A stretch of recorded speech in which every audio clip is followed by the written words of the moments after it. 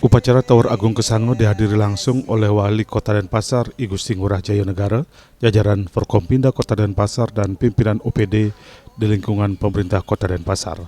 Tawur Agung Kesango dipusatkan di kawasan Catuspato Caturbuka dan diikuti dengan penuh kekusyukan oleh masyarakat.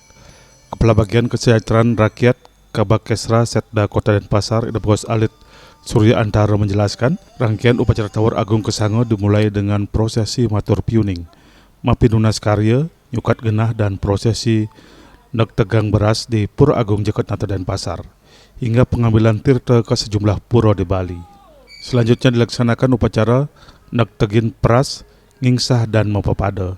Upacara Tawur Agung Kesango ini dipuput oleh 6 suligih. Om Swastiastu. Ini ke tahapan temennya, tahapan kewentanan tawuran ini. Pertama, ngetaken beras, ngingsah, Mapapada.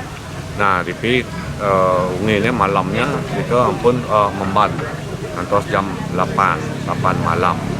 Nah, ini sarana tujuan tawur Kesango ini, tawur kan membayar. Pengertiannya dalam artian, nah ini mengembalikan Buana Agung dan Buana Alit berkaitan dengan sifat negatif menjadi positif dalam hal ini. Upacara Tawur Agung Kesango diakhiri dengan persembayangan bersama. Agung Santika, Bali TV.